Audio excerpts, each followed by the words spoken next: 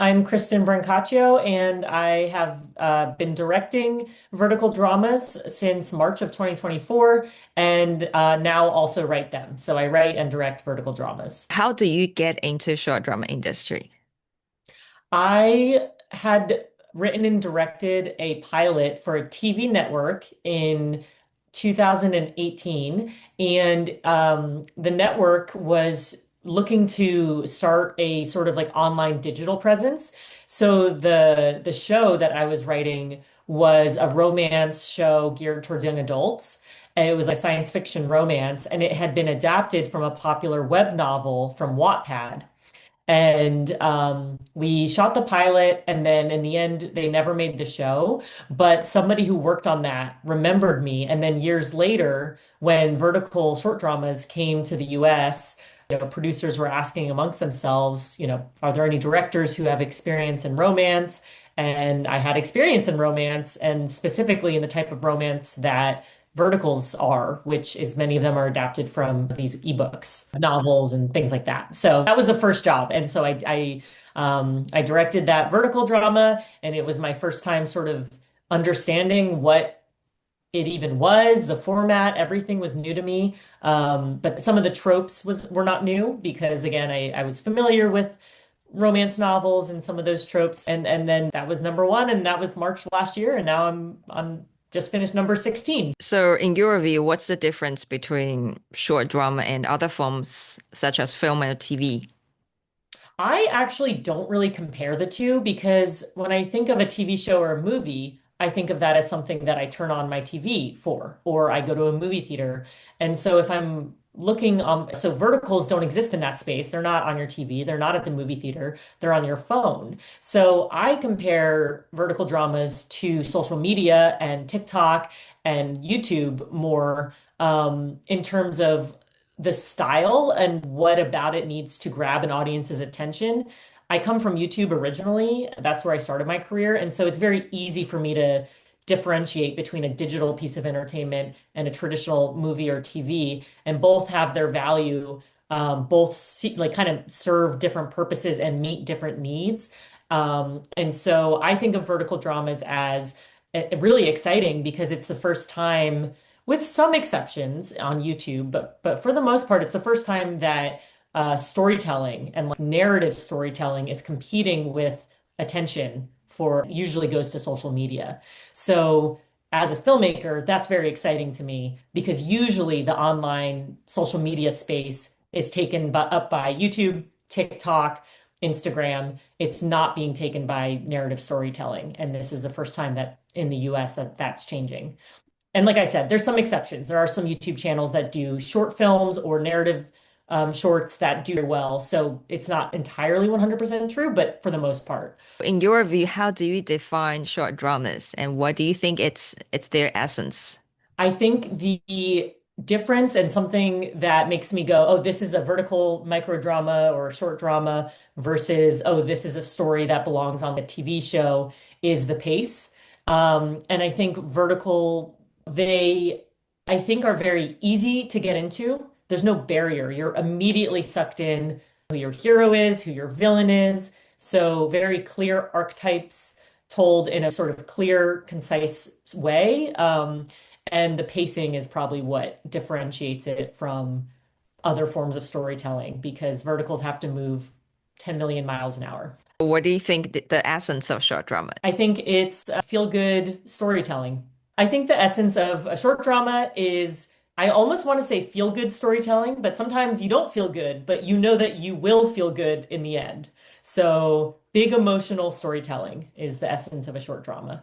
When you mention about pacing, can you describe more about what pacing is? I think there's an emotion, I would say there's probably an emotional turn every 10 to 15 seconds at most. Whereas in other forms of storytelling, you maybe might slowly build up to something, and there might be a big emotional turn only once an episode or twice an episode. Whereas well, first of all, with short dramas, your episode's only a minute long, but second of all, you're probably having strong emotional turns. You might have 20 of them in just a 90-second episode. When you receive the script, what are some common script issues that you often need to fix or adjust during the production? Sometimes the script was clearly written without the realities of like a production's capabilities in mind. So for me, what I try to do, I never want to change what's working and I never want to change the writer's intention. So if I know I need to make a change or suggest a change, it's for production reasons. Maybe they wrote something that's just not possible to film logistics wise. That could be due to the location. It could be due to just laws surrounding the number of hours you can work with kids, right? If you have a kid that's in every single scene, well, depending on that kid's age, they might not be able to be on set all day long. So, or if there's a lot of scenes with too many characters that more than the budget allows or more than time allows. So any change that I make is always to say, I don't want to lose your intention. I want to keep the stuff that's working, the things that are going to keep the audience here, keep them entertained. What can we do to make it easier on production so that I can make our day and achieve the vision?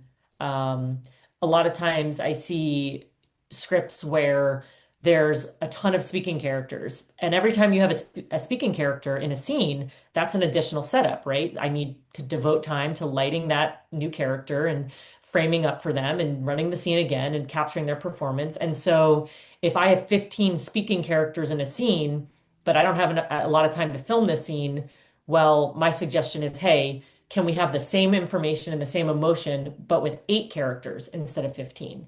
Because now I've cut in half the amount of work we need to do to relight everyone, but we don't lose the essence of what's happening in the scene, what needs all the emotional beats we need to hit. We can have those same things just with fewer characters. Sometimes I'll suggest combining characters. I'll say, hey, look, we have this one character who's a villain, and then later a new villain comes in, but they're accomplishing the same thing. What if that's just one villain? Does that work? And sometimes the answer is no. Sometimes the writers will say, oh, you didn't think about this other element, and that's okay.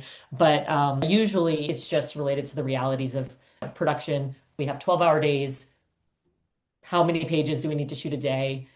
How many people are speaking? Can we actually accomplish this? And that's usually then where my notes come in of like, okay, let's make this actually realistic.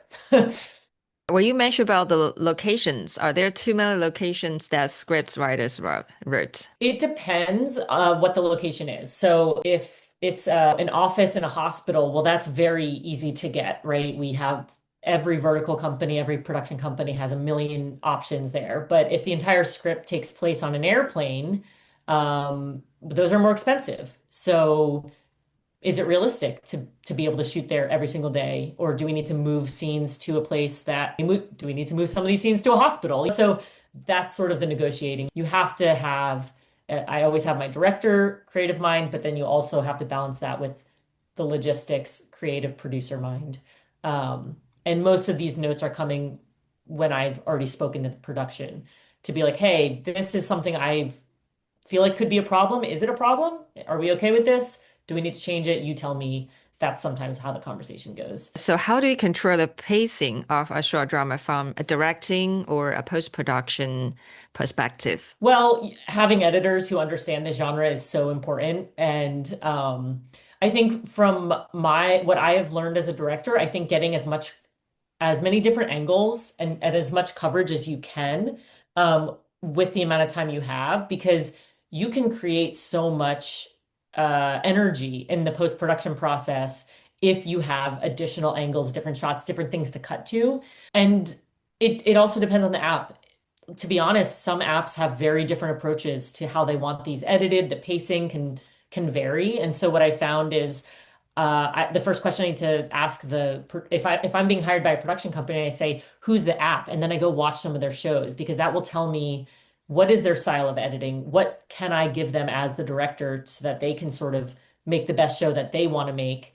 Something that was new for me, not coming from a necessarily soap opera background, or specifically, I wasn't coming from any of the because you see like a lot of slow motion shots in certain types of K-dramas, for example, love a slow motion shot. That wasn't something that I was used to capturing, but a lot of the clients were asking for, oh, we want this to be slow motion. We want these sort of inserts. And so then I started to learn the energy of certain moments. When your male lead comes in for the first time, when your male lead has to catch the female lead after she slips and falls, filming that, it's a very different approach than just filming what's happening. No, you need to create a moment, create an emotional moment there.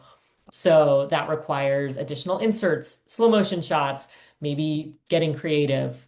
And all of that relates to the pacing because the more I give the editor, the more they can do and the more we can play around, really. When you mentioned about the shots, you mean wide shots, medium shots, and close up, or Oh, wide shots. I I actually like a wide, but it's my lowest priority. So usually what I find it's helpful with is if we have a scene with like a ton of characters, it can be easy. It can because there's so many people, you're cutting between everyone talking. Sometimes you lose track of like who's standing where. It can be a little disorienting for the audience. And so I never have time, especially for really long scenes, I never have time to get a full wide. But what I will sometimes do is I'm keeping track of my time. And then if we have time at the end, I'll have like three sections of the scene circled and be like, we're going to run the cameras and we're just going to run these three sections in an ultra wide. And then that gives us the ability, I find that can be the most useful when an episode is just beginning.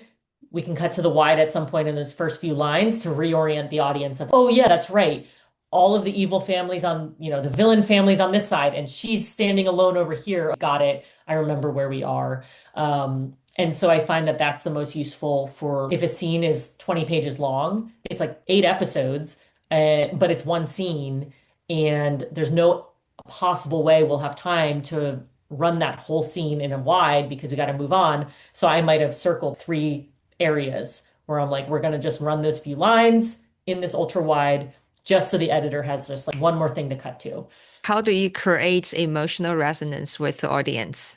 That's where my close-ups come in, honestly. I think because we're watching on the phone and because the phone is just so close and it's right here, and it's there's a relationship that can always happen between you and the character. And so you can be with this character on their emotional journey in a way they're right there. There's nothing preventing, there's no distance. And so whereas with a TV or a movie, there's an actual physical distance. A movie screen might be really big, but that's a very different experience to having something that you're laying in bed looking at and it's like right here. And so I really think close-ups are great for conveying really strong emotions, especially with your lead, where you just want the audience to feel exactly what they're feeling. And that's where the close-up comes in. How do they resonate with the audience, especially vampire and werewolves? They're not a real story, right? What I mean is how those stories resonate with the audience. I think that different types of stories call for different approaches to directing.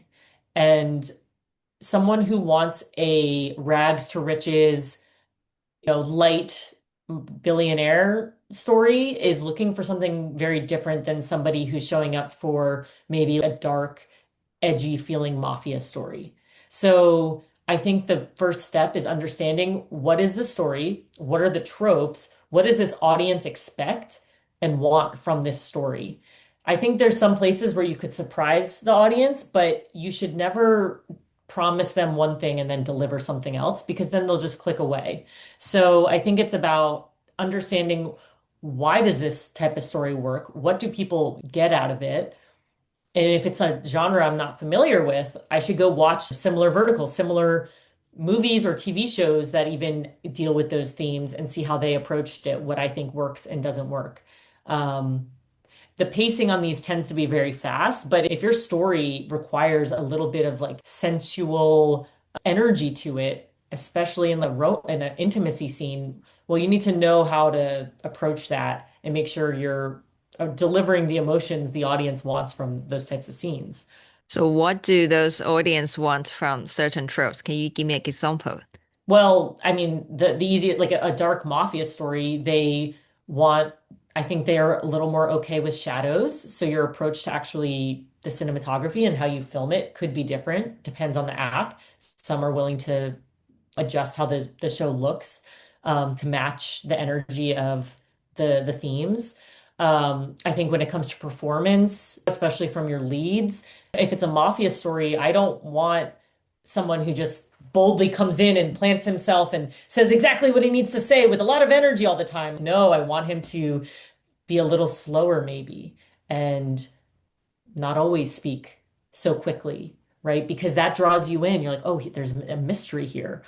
This is a mysterious man. That's a different energy than your billionaire CEO that's stomping in to save the day every time and ordering around all his underlings, right? That's two very common tropes and common archetypes we see in verticals, but two very different approaches. And you might have the same actor that's great at playing both. And as the director, your job is to help them remember for this story, this is what we need from the performance. So I think understanding the genre so you can help the actors also really important as as a director because also they're having to memorize so many pages a day. They're jumping from show to show. Your job as the director is to make sure these tropes and these storylines feel very clear and distinct. So genre we see sometimes is a rom-com. Well, that's going to look and feel very different than any of these other tropes. If you're doing a werewolf one, again, leaning more mafia. Yeah. In North America, the short drama is still dominated by CEO romance and various stories. So, what other type of story do you think could be explored and why? I've done three secret agent romance shows. So that's very exciting to me because I think that's a genre that I feel like hasn't been explored a lot. Um, so, a little more mystery. I think within romance, there's even different avenues we haven't fully explored. Young adult, like, high school romance stories. I've been seeing more of those lately, and that's exciting. I think there's a big, healthy appetite for those types of stories. So I have a hard time predicting maybe what's going to hit next, but I definitely think we've only started to scratch the surface. I went on Amazon recently to look at the top romance genres that were selling, and I was like, wow, there's several here that I don't see a ton of vertical, like short dramas geared towards this audience. Like, this is an untapped market. Hi, this is Maggie Han. Want to write short drama but feel like you can't because you are not a filmmaker. The truth is, short drama can be learned. And in China, where the short drama market makes over 7 billion US dollar a year, a lot of hits actually come from everyday people. In my course, Short Drama Writing 101, I will show you the method. One protagonist, one main task, one simple storyline. You can preview the lesson for free and start creating with us. I'll start to write your own script. How do you find your original idea? Got like documents on my phone all the time. Every day, a new idea comes to me. It could be something I see online, like a social media post, that I'm like, oh, this is an interesting dynamic. My friend sent me a TikTok edit of like two characters from two different movies, and the fan had like edited them to make it seem like they were in the same movie. And I was like, that's a vertical idea. This is such a good, idea. I'm totally gonna do a vertical with these two types of people being thrown together. So also everyone in my life knows that I make these shows. So I feel like all the time, my friends, especially people that don't work in film, they're like, hey, this funny thing happened, or I heard this funny story at work, or like, don't you think this could be a vertical idea? So I feel like I'm crowdsourcing a lot of my ideas at this point. What kind of story do you think is suitable for a vertical story? Oh, well, I think any story that can elicit really big emotions really quickly. So romance works because you're already anticipating something. You know how it ends. They get together in the end. I think that anticipation, that payoff that you're waiting for is really important. And I think that's why romance works so well in this space. Revenge, another example.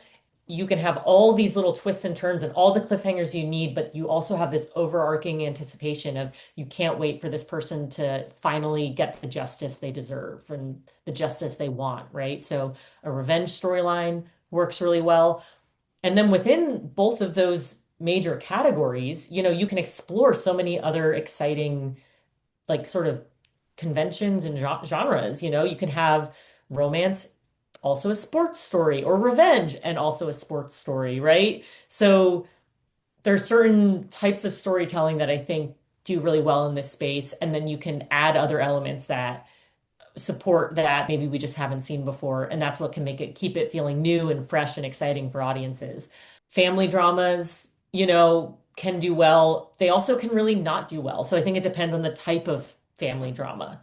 And there's a reason why, the family dramas we see in verticals are always the most dramatic, extreme versions because that's what's going to do well. Lots of twists and turns, lots of surprises, lots of shocking reveals. I do think a mystery can do well. We haven't seen many mysteries, but again, you know that it's going to get solved in the end. And so you have that tension. And then it's just, okay, what's the framework for the mystery? And that's where you have to figure out what kind of mystery would this audience want to see and would keep them engaged.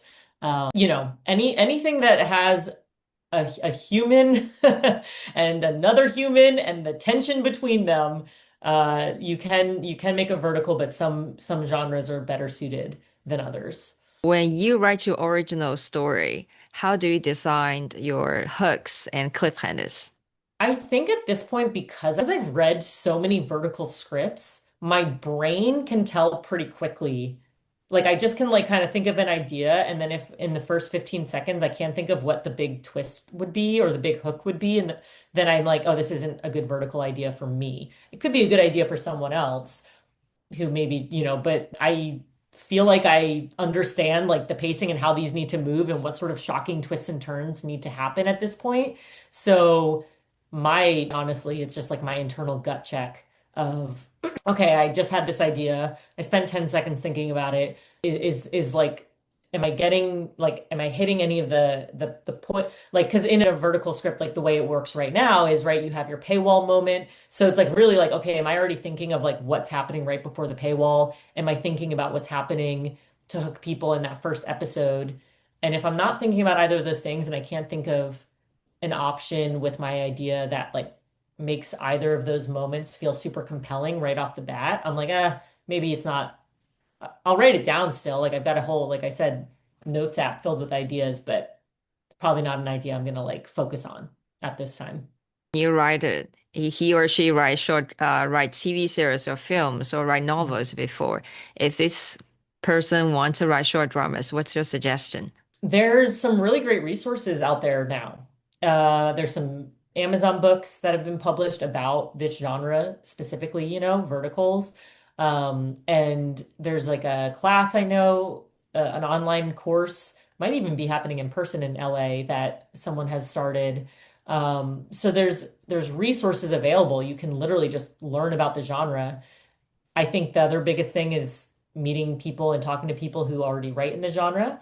Um, if you have friends, if you're working as a writer in other fields, you probably do know someone who writes verticals. You might not realize you know them because a lot of them are using pseudonyms, but you just got to find the people in your circles that are writing these and then be like, okay, what's your experience been? What do I need to do? Actually, my first suggestion would be watch as many short dramas as you can. You do have to understand what is doing well and figure out kind of engineer why is this working. Um, I think sometimes people can enter this space with like a preconceived idea of what works as a writer because it works for them in this other area. But with verticals, you just sort of have to come in with an open mind. Some of what you've learned, probably the discipline you have as a novelist or as a TV writer or a movie writer or a video game writer, like that background has given you the discipline to be a good vertical writer, but you just have to relearn maybe some things you thought were hard rules when it comes to storytelling. So, as such women, do you feel you have certain advantages in the short drama industry? If yes, what are they?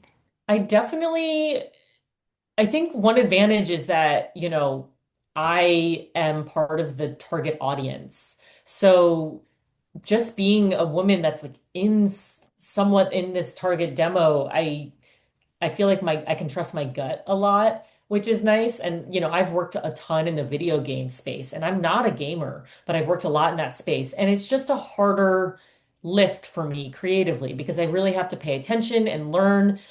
And I don't have that internal gut creative reaction to certain things because I'm not the target audience.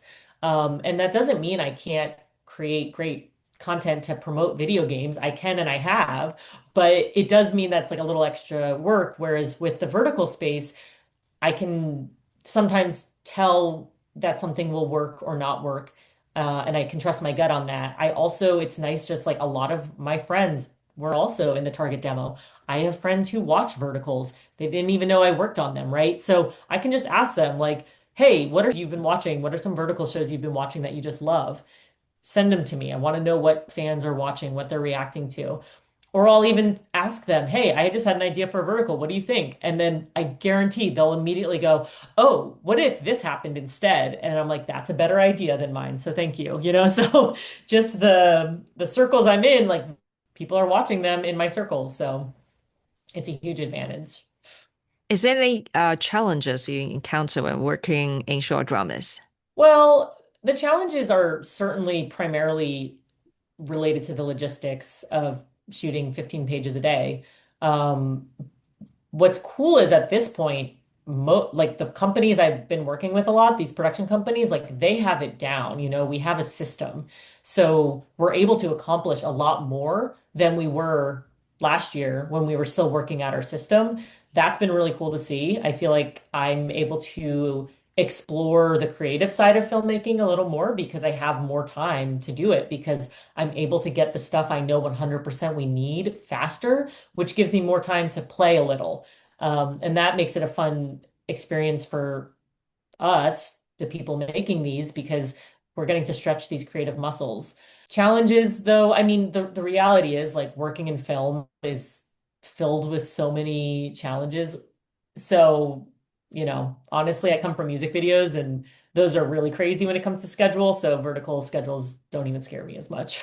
But it's nothing related to gender, right? I have not encountered any issues that I thought were related to gender, no. Sure. You mentioned you are fitting the category, so you got a lot of opportunities from that. Do you think short drama have created more opportunities for female creators? Yeah, definitely. Because they're so heavily romance. And so it's been cool seeing people coming from the romance space, mostly as novelists or working, some sort of like e-publishing or web comics, coming from all these spaces. I mean, the romance space is heavily dominated by women. And so you see them coming into this space, and that's very exciting. It's very validating. I think romance in general maybe tends to get overlooked or looked down upon in mainstream areas. But this space is very like validating of people with romance experience. And it's seen as like a huge positive, to be like, oh yeah, I've read some, romance novels that maybe aren't viewed by traditional Hollywood as being material that could be a big blockbuster, but here in the vertical space, like that romance experience or knowledge is really helpful. Do you think is any female leads are portrayed in short drama have some issues for improvement? Well, the American approach to a female lead tends to be she has to be really strong and she has to like know what she wants and she has to go after what she wants. And that is very, I think, cultural. A lot of the verticals, it's the female lead is the opposite of that. And it's been interesting seeing audiences respond to that. I mean, they obviously are responding very positively. So in terms of watching these, right? But I do wonder if we're not reaching all the audience we could be if we also explored options where there is a really strong female. And that's, there are verticals where, the female lead is like super strong and she's out there, she's got a mission. So I'm not saying it doesn't exist, but overwhelmingly what I see is, the female lead is more deferential to the male lead. She's not the one making all the decisions or, she's really letting him take charge. And I think I'm not knocking that because I think there's like a fantasy in there for some viewers who are like, yeah, I really just wish someone would just solve all my problems for me. So I just want to watch a show where she just gets to go along for the ride and someone else is, everyone who ever was mean to her, the male lead beats them up. And, so I try not to bring any judgment to the different characters in these shows, but I do think American audiences tend to gravitate towards shows about a really strong woman. And the space so far is providing that in much smaller quantities. So I suspect we'll start seeing more offerings because it's just what the audience gravitate towards here. I mean, I again, if we're using myself as like a gut check barometer for this audience, I prefer stories personally where, this woman is not perfect, but she's going after what she wants and she's, maybe a strong career woman or, maybe she's got goals that are, present her as like a very strong character. If you design this female character, what kind of person will you be? Depends on the storyline. I think there's a lot to be explored with like rivalry, true rivalry, competing CEOs. Like, I think this is a trope that worked really well in the rom-com space in the 90s where both the man and the woman are equally powerful. And now this is like a really fun power play for them, as opposed to one of them being super powerful and the other being less powerful in the workplace or in the family dynamics or whatever it might be. I think there's also the opportunity to show characters that change, learn a lesson over time.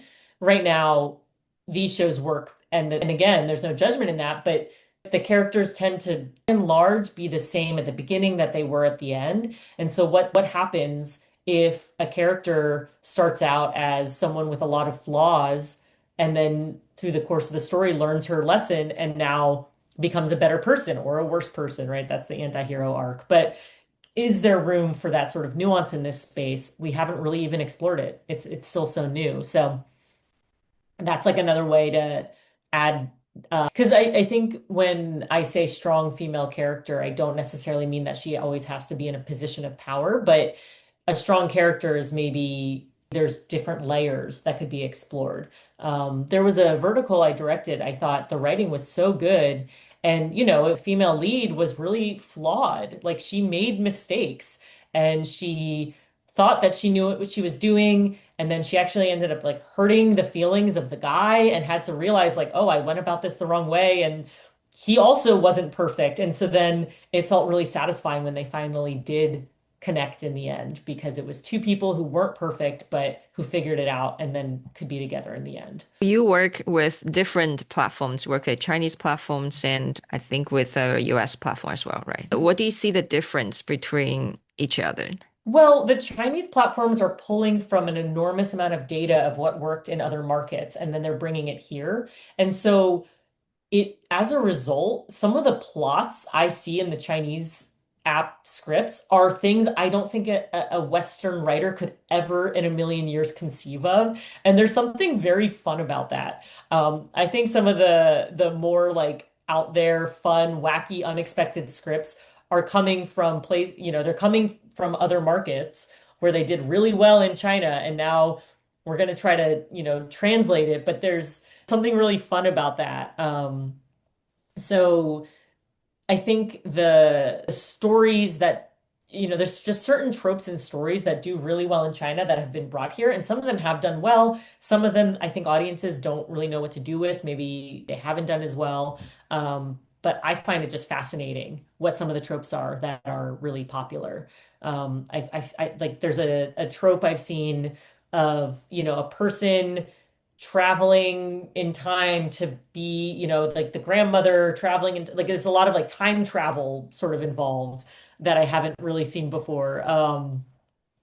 Or like the way that family dramas play out. I suspect that because I think in China a really popular trope is like the fantasy like royal I don't know there's like certain tropes I feel like that they try to translate to like a boardroom setting or family settings that are originally like fantasy historical dramas in China that do well. Because I haven't seen those here. I don't think the translation, or maybe it's the budget, doesn't allow for it. But yeah, I'm never bored. I'll tell you that much. I'm never bored reading these.